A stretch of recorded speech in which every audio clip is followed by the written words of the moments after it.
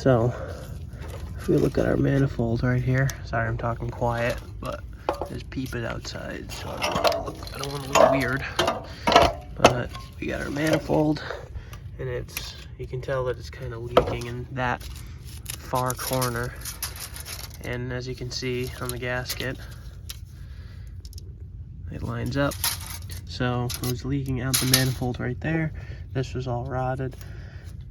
I'm gonna go scrap this so I can get some money back. I'm gonna go take the O2 sensor out, and yeah, so I'm gonna leave this here actually, just like that. Let's take a look at the engine. So valves are pretty white. Yeah, that's I'm gonna get all this grime, dirt out of here. It feels pretty tight, valve train wise. Can't really tell. I'm kind of just touching the valves. It's not really doing much, but the valves are white on the back side, which usually means that the engine runs a bit lean, or it's having some type of coking situation going on. I don't know, but yeah, so I'm gonna go ahead and take these brackets off because that's where the old manifold sat. That one rotted off with the manifold that's over there, so I'm gonna go ahead and take this one off, and yeah, let me see if I can clean this face down and install the new exhaust manifold I got. Alright, so what I got here is an eBay manifold. Pretty much the same exact design of the manifold that came off, just with no cat. So yeah, so I'm gonna go ahead and put it on, see how it fits up. Hopefully it fits up. I'm gonna test fit it first, so let's do that.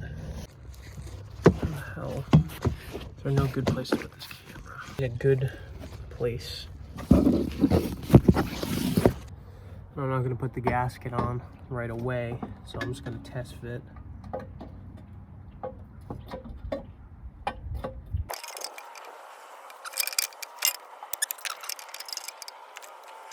All right, it fits up pretty damn well, but I broke the dipstick tube. It was rotted, so I'm gonna have to, it's stuck inside the block. I don't see a way of actually getting it out, so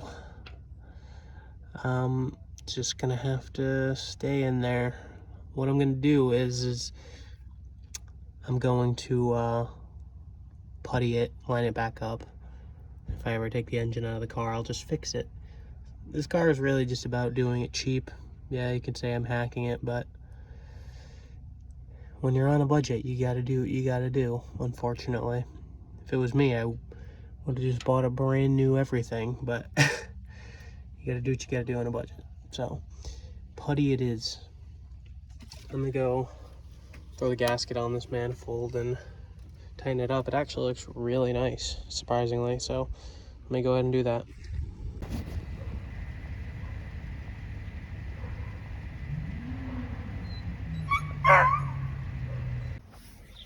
Alright, so I'm painting the dipstick tube, just really for cosmetics, not because I need to, but what I did was I beveled out that hole so the inside of the dipstick tube would sit inside the hole and not move around, so when I bolt it in place it won't like wiggle all over the place.